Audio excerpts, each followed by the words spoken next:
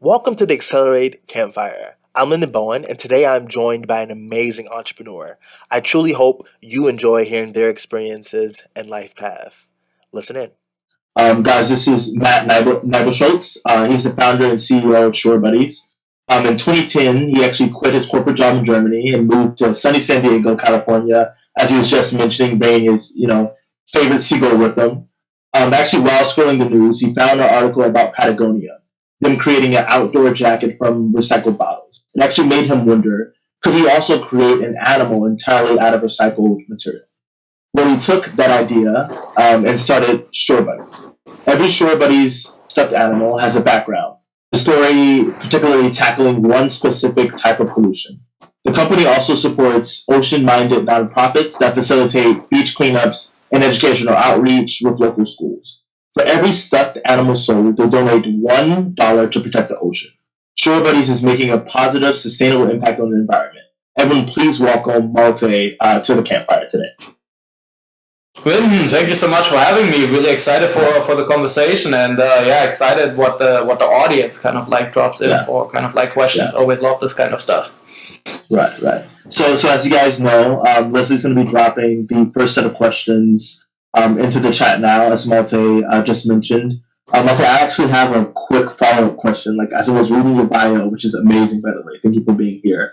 How did you kind of draw the dots between stuffed animals and pollution? Like, how did that kind of like formate in your mind? So this is a great question, and so it really is for me. When I came to California, was always the idea, this is the forefront of the green revolution. Everyone here is eco-friendly. Everyone recycles. Everyone hugs a tree in the morning. California.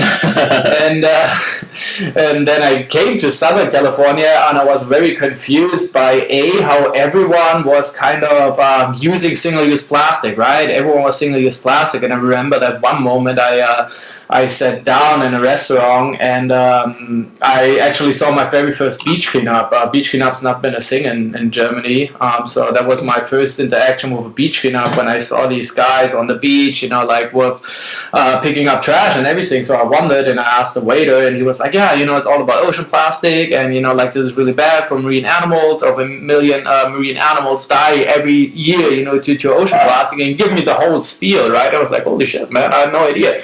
That's crazy, right? So, but then after he was done explaining me how bad ocean plastic is, and we really need to make a difference, and it's all up to us to make a change. He puts this water cup right in front of me, and it comes in a plastic cup, and I was like, oh man, it kind of like starts here, and the beach is right there, like where do you think this kind of like goes? So for me, it was like growing up in Germany, I would never would have called myself an environmentalist or green. There were people way more into that than I was, but I want to say I had a good understanding, what is kind of good for the environment, and we all recycled from an early age on.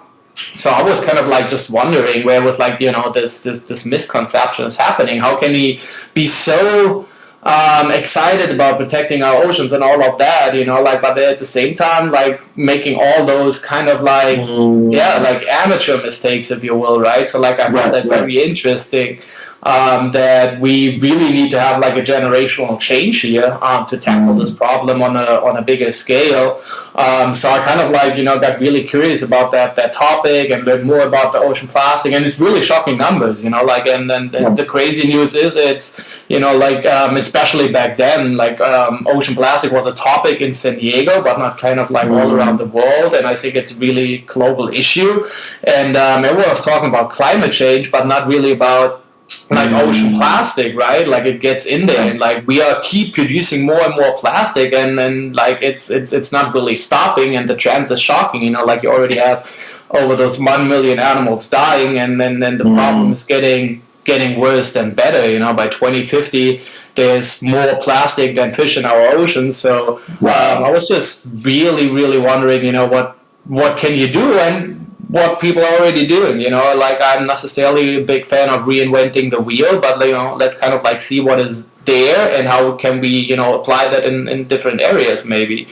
So at one point, I'm literally learning about this company called Patagonia, and they're making all their apparel kind of like eco-friendly, and they had this one line of outdoor jackets that they were making from recycled plastic bottles, from recycled soda pop bottles, and they've been doing it since the 90s. And for me, that was like so mind-boggling, right? Like I had like, even although I kind of like grew up with recycling, I never really understood what is happening then, right? So like you kind of put it in the recycling bin, and then what's next, right? So like reading that article is like, oh my god, this is what's happening, like the answer is all there.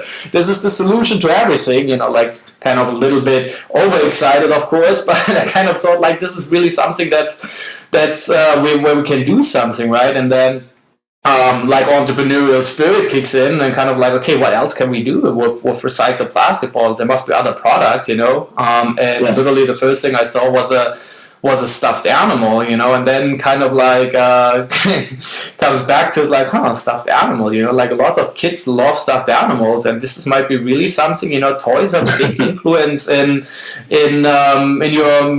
your bringing up, right? Like, now being in the toy industry, I really see and understand those kind of things, learn about, fantastic statistics, like there was a time, and I think it was like in the mid 80s, every single second, right? Like snip your fingers now.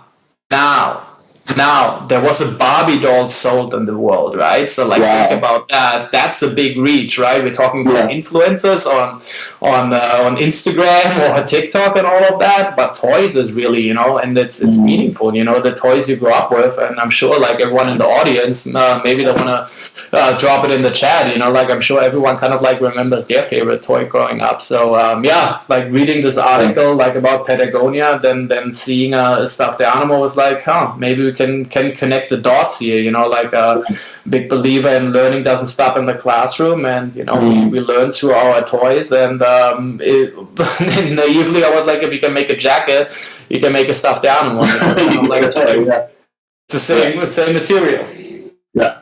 I think that's like super interesting. I think you're right on the market there, right? Like most of these large companies, when we're talking about animation and whatnot, they make the bulk of their revenue through merchandising, right? And then merchandising probably is constructed of one-time use plastic. So it's really interesting that you're coming from that perspective and kind of like shaking up the industry in that way. You mentioned Patagonia as like one of your first big influences, Malta. Could you name another influence that you looked to when you were first starting off Shore Buddies? Like there's one big company in the toy industry I definitely want to mention. It's Green Toys. I don't know if you're familiar with them or heard of them, and they were kind of like one of the pioneers in the toy industry, really with a strong focus on sustainability rather than just providing a toy for a few seconds of fun that ends up in the landfill. Like they found a way using recycled material as well, and they're using recycled milk jugs to make those hard plastic toys. So they have your plastic truck and like bath toys and all those kind of things. So and they kind of like been a big inspiration. They're kind of like showing that this is a trend in the industry, the trend that consumers really appreciate and looking for more sustainable products. Yeah. And in terms of price point, right? How does your products cost look different than what's currently in the industry? Like, how do you guys kind of navigate that perspective of it?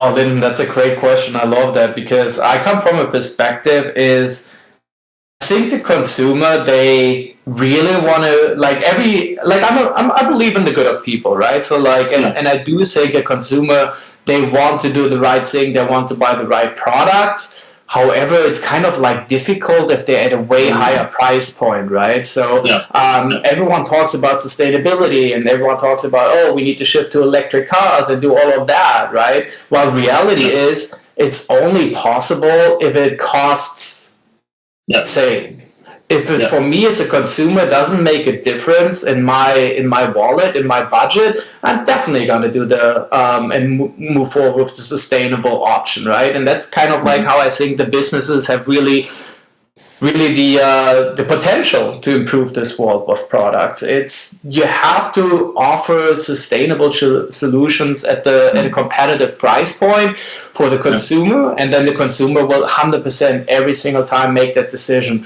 So for us in the beginning, it was a little bit difficult because we were not quite there yet, right, at that higher price point. So we had our first early adapters, right, to get that. But I feel like if we really want to make a global change on a massive scale, you have to provide sustainable products at the same price point, at a similar price point as your non-sustainable alternative, because then there will be no other option. Everyone always will go for the sustainable option, and the non-sustainable option will fade out eventually. Yeah.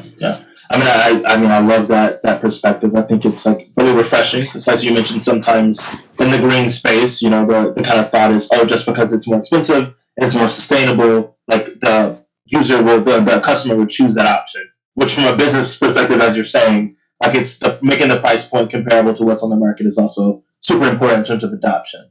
So, I mean, I love that perspective. Malte, when you were starting up Shore Buddies, what was your greatest fear? What is the greatest fear? The greatest fear is really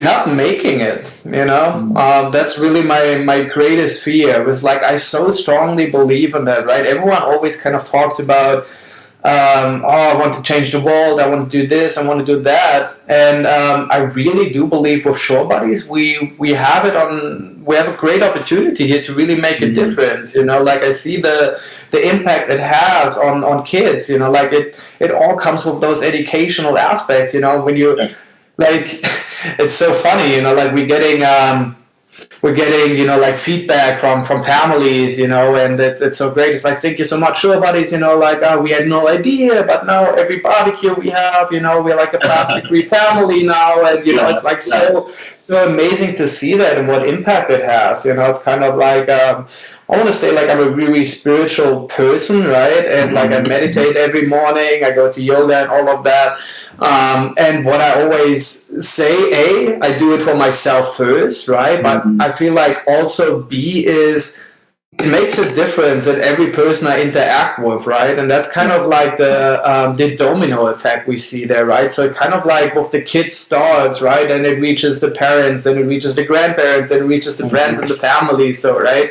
And next thing you know, entire neighborhood, entire community, all of a sudden is plastic free, makes those more sustainable aspects. So, and dialing back to what's the biggest fears, like really failing with that mission, it's kind of like, I think we really have some great potential to make an impact in this world, and not being able to reach it at the full potential, that's what keeps me get going. Yeah. And Malte, if we were to fast forward 5 years, what would you define as Shore Buddies making it? Like, what would be your criteria? Would be making it. I don't know if you ever really like making it, right? So like, what is there? But like a vision that I have for Shore Buddies is kind of want to become the Finding Nemo that is actually saving the ocean, right? And I think a lot of us, they have heard of Finding Nemo, of like heard of that franchise, I've seen the movie, and that's an impactful reach. If we utilize a reach like that to speak about what is important, and education for me it's two things, right? It's like A, the awareness, and then it's B, the empowerment, right? So not only do we educate, about the situation that's going on with plastic in our oceans and in general for our environment, but we also want to provide the tools, like how we can make this generational change. I mean, I think it's so interesting that, like, from a CEO perspective, you're thinking about an impact on such a big level. I'm really curious if you could like kind of double click on that. Like, what about you or your background, really made you believe in this mission of building sustainable toys and merchandising. Like, I'm sure it's not the easiest path. So, like, what kind of made you choose that, or what inside you motivates you to get up every day and fight for this mission? Life is short. Life is short, right? And if you don't go for your dreams, what are you doing with it? So that's kind of like the idea behind it. And we touched about that a little bit early on. It's like, is it that Shore Buddy's kind of like my passion? Yes, 100%. But I also kind of feel like more the company kind of like picked me, right? So it's almost I followed the signs that were out there. I followed the opportunities, and it kind of like the things aligned. Like I've never really I have a background in business and tech, so that's kind of like what I did before, and it definitely helped me, to get the company off the ground, and get it like all of those kind of things sorted out. And I had a tech company, tech startup before. I started Shore Buddies, or kind of like they were like a little parallel. So when I started Shore Buddies, I was at a very interesting position in my life where I was successful, in the things that I was doing, in the businesses I was doing. But I feel like there must be something bigger here, right? So like it's I kind of like had this feeling like I can accomplish so much more, and I want to make a global impact. I kind of I guess never was really. I wanted to see the world, I wanted to see the global impact, the global scale. I always found that so interesting. How you can like the idea you go to an Apple store in San Francisco and it's the same one in Singapore, right? So I found that very interesting, how certain companies or certain organizations can have such a global impact and can have such a global reach. And I was curious to see if we can utilize a global movement to do some good in the world, because I think there's not so many. There's a lot of good things happening, but there's a lot of things happening that could use a little improvement in this world. And I felt like I had the energy, and I'm crazy enough to take on the challenge. So that's sort of kind of what drives me. Yeah. And I'm really interested a little bit about the science. Like how do we go from plastic bottle or plastic waste to a teddy bear or a toy? Like, how does that work? Yeah, absolutely. So I'm not the chemist behind that process, but pretty much how it works is something that not a lot of people know or think about, is that a lot of the clothes we already wear, they're already plastic, right? Like polyester, that's nothing else but plastic. That's nothing else but a PET plastic bottle. So instead of utilizing new plastic, right? Like virgin plastic, creating new plastic to create polyester, to create clothing, you can literally take the recycle. You can take those bottles, and the process is pretty much you take those bottles, you shred them down, you purify them, right? You don't want to have any chemicals or toxins or trash or waste left behind that, especially if you got to produce a children's toy. So once they are at that flake state, so now you get them really processed into so-called pellets or needles, right? So green toys exactly do the same thing, right? They have it at that needle stage, and then they made their hard plastic toys. And we kind of have it at that needle stage, and then it's a melting process. It looks a little bit like making cotton candy, right? So the needles get heated, and then they kind of turn into wool that gets spun around, and then it gets on a spool where they create a really nice fine fabric, and which is very similar to your typical, if you touch your shirt right now, or your pants, there's a lot of times there's polyester in it or completely made from polyester, and that's kind of the same material. The only difference we are utilizing is using PET bottles to make that. And the very interesting thing, and I want to be too far in the future, that's probably 2 years from now. probably 2 years from now, but we just signed a pilot, like a concept. We are working with a college, with the University of Hamburg, actually in Germany, to find a way what we can do next, right? So now we turned them from bottles into stuffed animals, and now we're looking at what happens, at the end of life, because I'm a big believer in the circular economy, right? I totally believe in consumerism, and, if we wouldn't be consuming as society, we would not be where we're at right now, right? Like we would maybe still live in caves or something like that. Consumerism is definitely something that got us here, but we do need to make it in a more sustainable way. And I think a circular economy idea or concept is a really, really good way to go there. So now we are starting this pilot with the University of Hamburg, where we try to turn the fabric of the stuffed animal back into a new raw material that then can be turned into,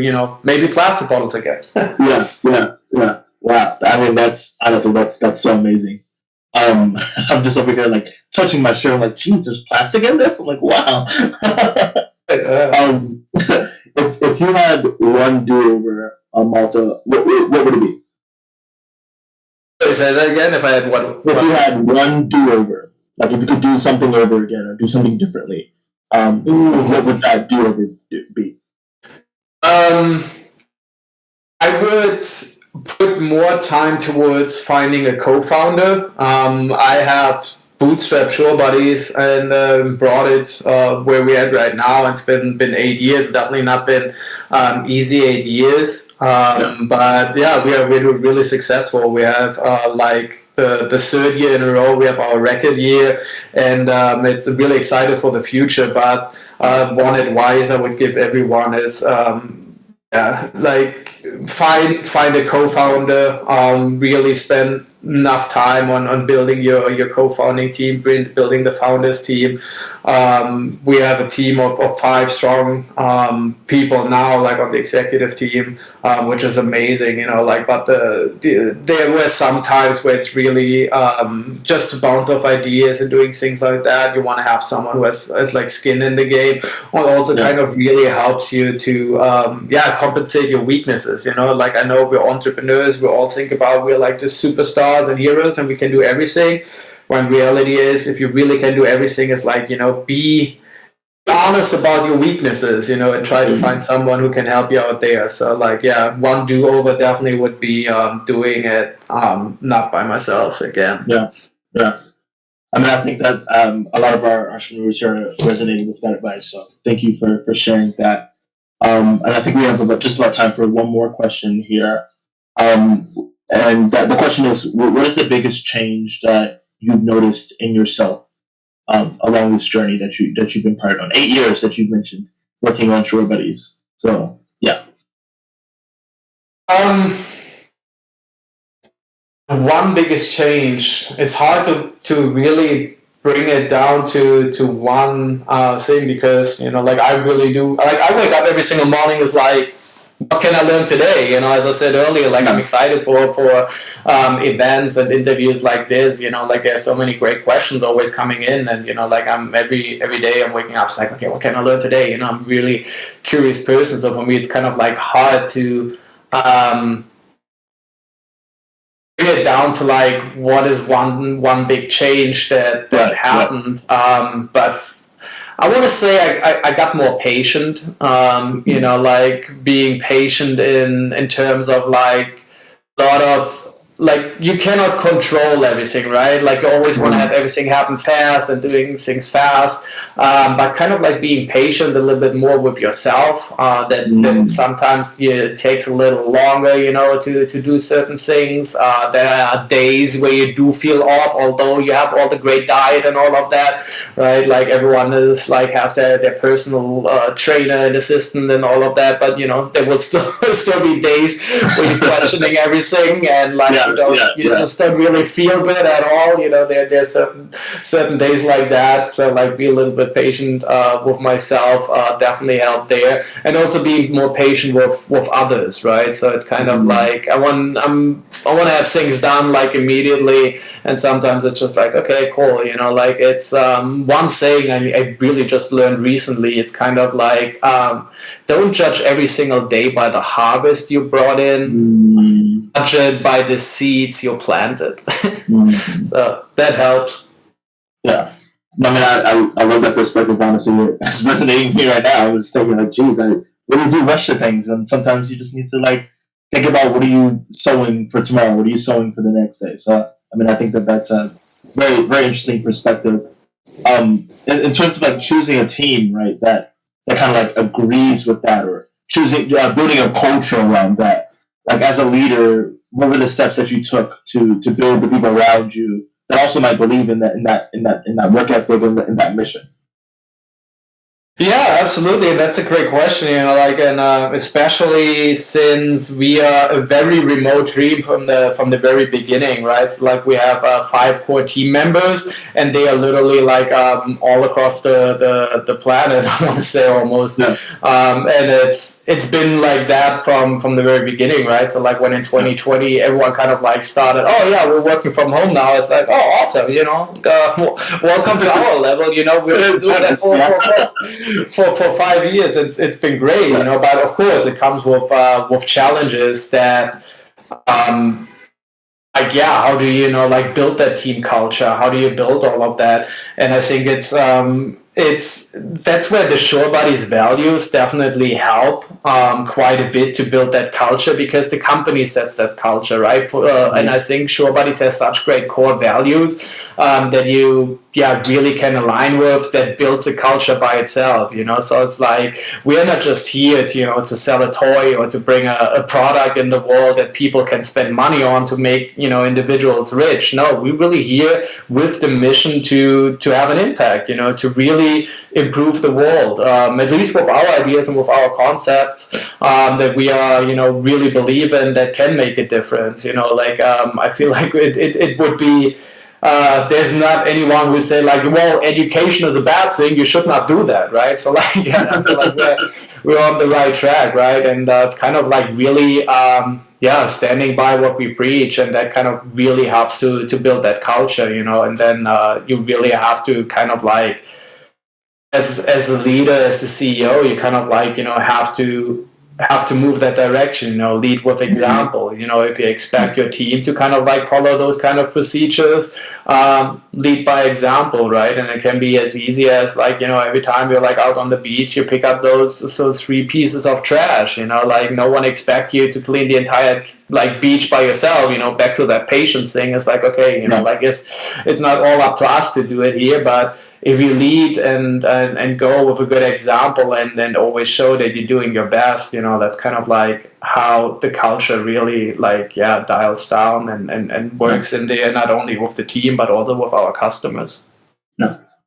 And Malte, thank you so much. I have one last follow-up question for you. I know you mentioned earlier, as CEOs should figure out what their strong suits are and where they need to hire or outsource and work with others. What were your kind of like strong suits coming into founding Shore Buddies?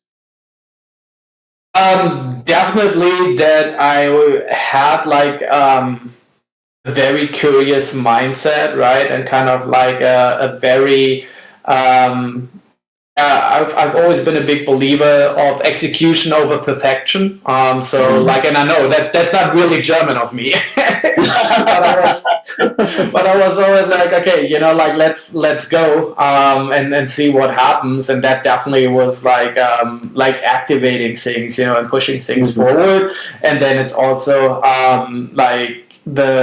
setting the culture and being a good leader, and that's definitely still a work in progress at all kind of stages in life. You keep on learning, but those were things that are kind of like we're naturally good at. And also what really helped me was my tech background, right? So not that it only allowed me to do certain things myself, right? Kind of like implementing a CRM system, right? Like, but really the processes, understanding processes, and kind of like really optimizing them and utilizing tech for it, right? So like as I said, one thing for me was people like started the business and then they were like, okay, I need to have an office, right? So for me, it's like, whoa, why do I need to have an office? I need a post address, and that's like a PO box that's $50 a month compared to like $300 a month, right? So like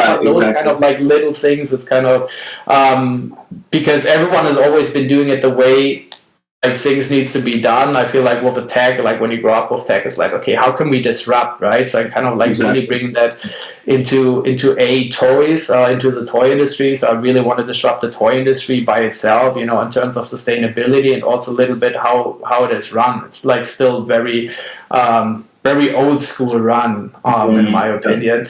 Like certain businesses, certain industry are just like, more modern than others, to say that in a diplomatic way. But yeah, so like that always kind of like definitely helped. Having analytic skills, definitely one of my strong suits. Kind of like connecting the dots and see like, okay, this is a way we can do this either more efficient or can do this in a complete new way. Right. Malte, I want to say thank you so much. I feel like I've learned so much from you here today. And I think our audience has as well. But thank you for providing insight to our entrepreneurs. Thank you so much. Is there anything you'd like to close us out with at all? Thanks for having me. I'm always excited to share that. Make sure to follow our journey. Go on shorebuddies.com. Subscribe to all the social media. If you want to get involved, I think we have a very interesting fundraiser. It's going to be a community round. It's still in the pre-stage, but we got to really launch that in August. We're doing a revenue-based fundraiser, so can get involved for I think as little as $1,000, but it's going to be a community-based round. So I'm really excited to offer that opportunity because it's so interesting. Like when 2020 everything kind of like shut down, right? Like a stuffed animal is it's just a very retail-heavy item.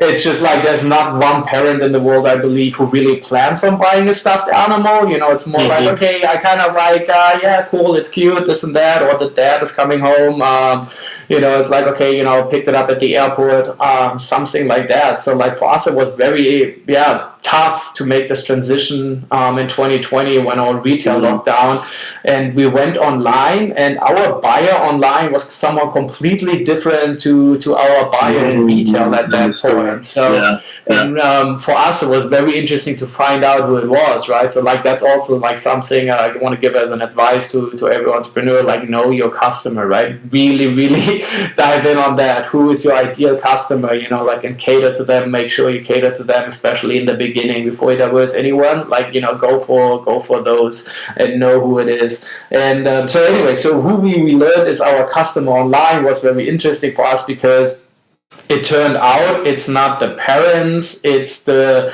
people who buy toys for someone else's kids, right? And your aunt, your uncle, your family, friends, but in 80% of the time it's grandma. So we found out that our customer online is literally grandma, where Lyndon was funny, so it sounds super stereotype, right? But we had like several addresses in Naples, Florida, who were sending a stuffed animal to Denver, Colorado, to Boston, Massachusetts, to San Francisco, California, right? So like grandma from Florida was sending out the show buddies to all their grandchildren all across the country. So and so we're excited. Like we have a few from the Show Buddies community. That's kind of like an opportunity for grandma to invest and maybe in the college fund of their grandchildren. So really excited to share that with our community. Well, Malte, I want to say thank you so much, and I hope you guys enjoyed listening to this wonderful campfire. Everyone have a great day. Thank you. Thanks again. Bye. If you'd like to join the Accelerate Collective and attend future campfires, visit accelerateamerica.com/join and check out our future guest at accelerateamerica.com/campfire. Take care.